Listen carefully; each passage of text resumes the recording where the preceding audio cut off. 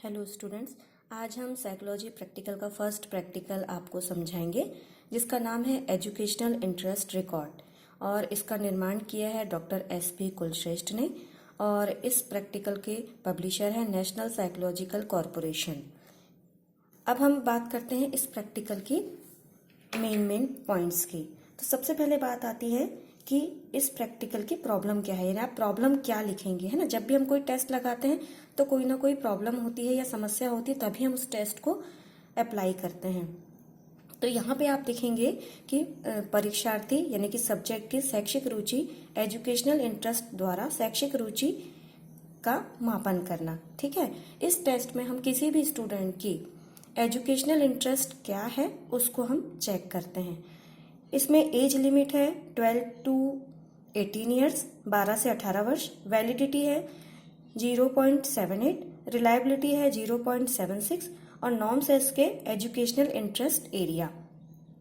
तो यहाँ पे हमें इस टेस्ट के बारे में देखना है। ठीक है, तो यहाँ आपको जैसे कि हमने पहले आपको सेंड किया था कि ये जो टेस्ट पेपर है इसको आपको स्टूडेंट से फिल कराना है। ठीक है, तो यहाँ पे हमने आपको एज लिमिट तो बता ही दी है सबसे पहले, और इसका टाइम भी हम आपको बता देते हैं।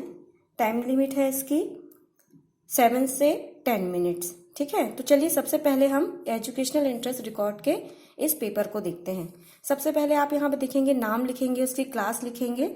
ये देखिए, ये जो जानकारी है, स्कूल का नाम, पिताजी का व्यवसाय, ये जो जानकारी है ये आप उस स्टूडेंट से फिल करवा लेंगे। ठीक है, अब बात आती है कि इस टेस्ट को अप्लाई क्यों किया जाता है। तो यहाँ पे हम आपको ये बताना चाहेंगे कि जब भी किसी स्टूडेंट का हमें एजुकेशनल इंटरेस्ट देखना होता है कि किस सब्जेक्ट में बच्चा इंटरेस्ट रखता है, किस सब्जेक्ट में वो अपना करियर बना सकता है, इसीलिए हम इस तरह के टेस्ट को अप्लाई करके उसका एजुकेशनल इंटरेस्ट देखते हैं। ठीक है, तो यहाँ पे हम ये देखेंगे, इसके निर्देश देखिए, जो इंस्ट्रक्शंस दिए हुए हैं वो हम देखते हैं। ये आपको उस स्टूडेंट को टेस्ट देते समय समझाना है कि इस प्रपत्र के प्रत्येक खाने में 2 शैक्षिक विषय अंकित हैं। वेतन, प्रतिष्ठा एवं उसके भविष्य को दृष्टिगत रखते हुए प्रत्येक खाने में अंकित दोनों शैक्षिक विषयों में से अपनी शैक्षिक रुचि के संबंध में अपने विचार प्रकट कर सकते हैं। ठीक है, तो यहाँ पे आपको ये देखना है जो आपको एजुकेशनल सब्जेक्ट जो अच्छा लगता है उसमें किस प्रकार से टिक करना है, ये अपने को बताना है बच्चे को। ये जैसे ही हम टेस्ट देंगे सबसे पहले ये इंस्ट्रक्शंस उसे देने होंगे।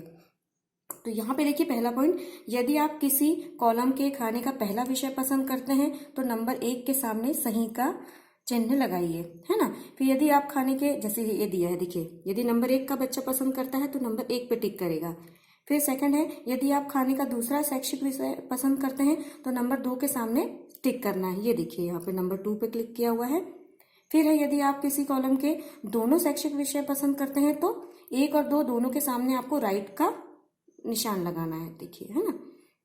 फिर आता है, यदि आप खाने के दोनों शैक्षिक विषय ना पसंद करते हैं तो 1 और 2 के सामने क्रॉस आप कर सकते हैं, ये यहाँ पे दिया हुआ है। ठीक, तो ये इस तरह से आप इसको चारों बातें बता देंगे।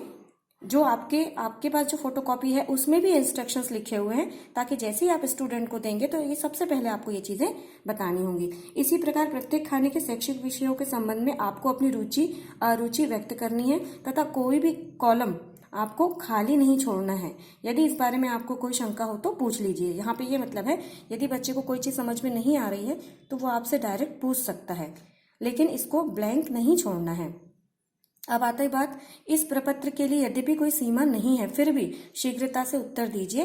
इसे करने में 7 से 10 मिनट का समय लगता है।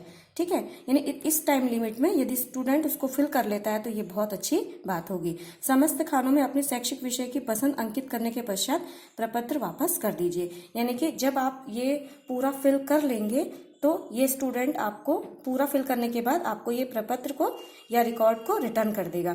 तो चलिए, अब अपन ये नियम तो बता दिए, अब अपन इसके बाद सेकंड पेज पे आते हैं। देखिए, सेकंड पेज का मतलब ये है कि इसमें पूरे ऐसे विषय दिए हुए हैं, जैसे कि एग्रीकल्चर दिया हुआ है, कॉमर्स दिया हुआ है, फाइन आर्ट दिया हुआ है, होम साइंस दिया हुआ है, ह्यूमैनिटीज दिया हुआ है, साइंस दिया हुआ है और टेक्नोलॉजी। जैसे कि मैंने आपको पहले मैनुअल में भी भेजा था ये सारी चीजें। ये देखिए इस तरह से, ये एग्रीकल्चर है, कॉमर्स, फाइन आर्ट, ये सारी चीजें हम आपको सेंड कर चुके हैं। यहाँ पे अपन ये भी देखेंगे, ये home science, humanities, science, technology. तो यानी कि ये 7 सब्जेक्ट्स हैं। इसमें हमें स्टूडेंट की एजुकेशनल इंटरेस्ट को क्या करना है, चेक करना है। देखिए यहाँ पे हर कॉलम में बकायदा नंबर दिए हुए हैं। जैसे अभी मैं आपको ये पूरा दिखाती हूँ, ये ऐसा है पूरा टेस्ट।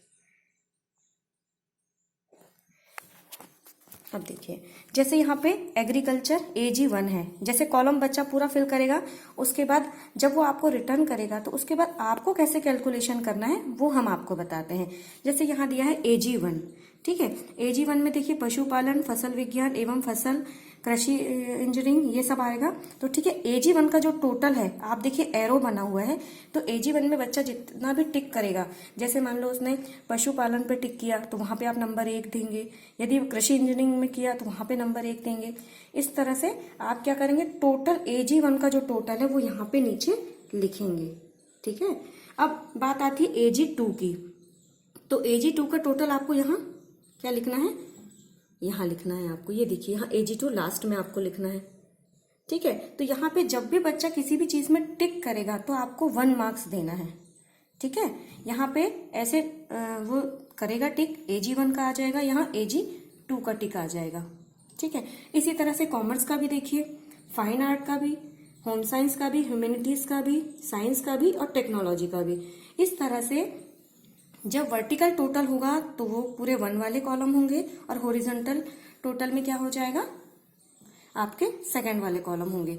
इस तरह से आप क्या करेंगे, AG1 और AG2 इसका टोटल आप यहां लिख लेंगे पेंसिल से, ठीक है।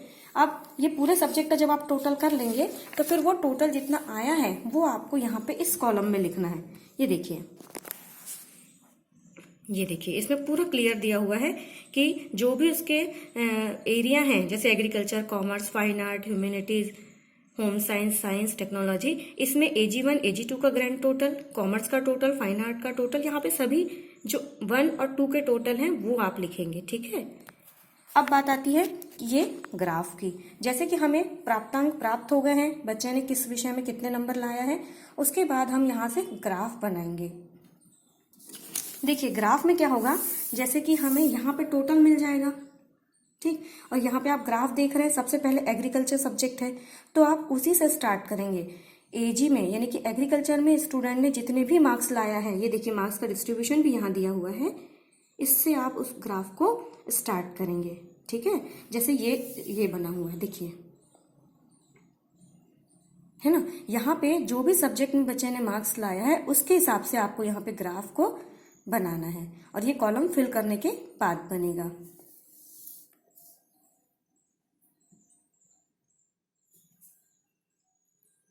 अब बात आती है विशिष्ट रुचि की या विशिष्ट रिपोर्ट की। तो विशिष्ट रिपोर्ट में आप देखिए यहाँ पे लिखा है उच्च रुचि क्षेत्र, औसत से अधिक रुचि क्षेत्र, औसत रुचि क्षेत्र, औसत से कम रुचि क्षेत्र और निम्न रुचि क्षेत्र। तो ये रिपोर्ट जो है हमको ग्राफ से ही डायरेक्ट मिल जाएगी, है ना। यहाँ पे हमें ये सब्जेक्ट के नाम लिखने हैं। जैसे एग्रीकल्चर में स्टूडेंट के कितने मार्क्स है, यदि हाईएस्ट मार्क्स है तो वो आ जाएगा उच्च रुचि क्षेत्र में। यहाँ पे जब आप ये ग्राफ बनाएंगे तो इसमें आपको समझ में आ जाएगा कि इस कॉलम में कौन कौन से सब्जेक्ट आ रहे हैं। हो सकता है कि एक कॉलम में 2 सब्जेक्ट भी आ सकते हैं, तो यहाँ पे आपको दोनों सब्जेक्ट के नाम लिखने होंगे, है ना। तो इससे हमें विशिष्ट रिपोर्ट प्राप्त हो जाएगी कि इस कॉलम में हमारे ग्राफ के अकॉर्डिंग कौन कौन से सब्जेक्ट आ रहे हैं, ठीक है। ये देखिए इस तरह से आपको ऐसे लिखना है।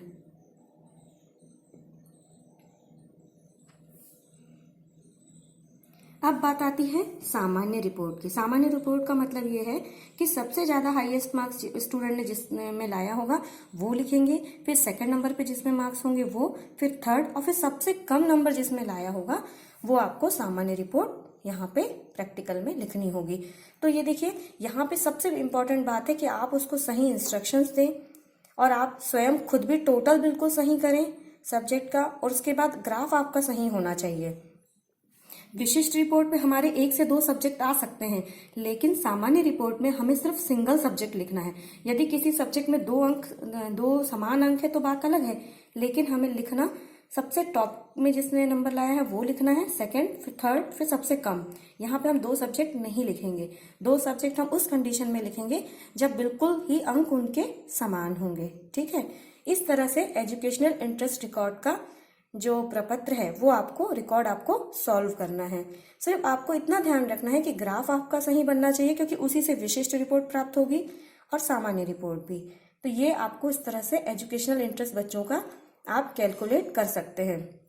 हम आपको एक बात और बताना चाहते हैं कि जो भी स्टडी मटेरियल या जो भी रिटर्न मटेरियल हम आपको सेंड करेंगे उसमें कुछ पॉइंट्स हम आपके लिए नहीं लिखेंगे, वो आपको टेस्ट करने के बाद ही लिखना है। जैसे कि ये देखिए, introspection report of subject, method of scoring, analysis of result, conclusion, educational implication and suggestion. ये आपको जब आप टेस्ट कर लेंगे उसके बाद आपको ये लिखना होगा। ठीक है, और यहाँ पे जो इंट्रोडक्शन ऑफ सब्जेक्ट है, जिस भी बच्चे से आप भरवाएंगे उसके बारे में आप यहाँ लिखेंगे। देखिए यहाँ पे दिया हुआ है डेट ऑफ टेस्ट। आप किसी भी प्रकार की डेट अभी आप अपनी फाइल में या अपने रिकॉर्ड में नहीं लिखेंगे। ठीक है, जैसे कि आप ये अभी फिल करवाएंगे ये टेस्ट, तो इसमें भी आपको अभी डेट नहीं लिखनी है। ये देखिए यहाँ पे डेट का कॉलम दिया हुआ है, तो यहाँ पे आपको डेट अभी फिल नहीं करनी है। तो जब भी आपको रिटर्न मटेरियल मिलेगा, कुछ कॉलम आपको इसको फिल करने के बाद, कैलकुलेशन करने के बाद ही उसका आंसर लिखना होगा। इस तरह से आप एजुकेशनल इंटरेस्ट रिकॉर्ड बच्चे पे अप्लाई करके इसका सॉल्यूशन निकाल के उसको एक अच्छा सजेशन दे सकते हो कि बच्चे का इंटरेस्ट किस सब्जेक्ट में है और वह अपना उस सब्जेक्ट में किस प्रकार से करियर बना सकता है। यहाँ पे यही मेन बात है कि इसीलिए करवाया जाता है ये टेस्ट, ताकि बच्चे को भविष्य में कौन से सब्जेक्ट में जाना है वो वहाँ पे डिसाइड कर सके और उस सब्जेक्ट से रिलेटेड हम उसको अच्छी एडवाइस कर सके। ठीक है, नेक्स्ट टेस्ट हम नेक्स्ट वीडियो में समझेंगे। Okay, thank you.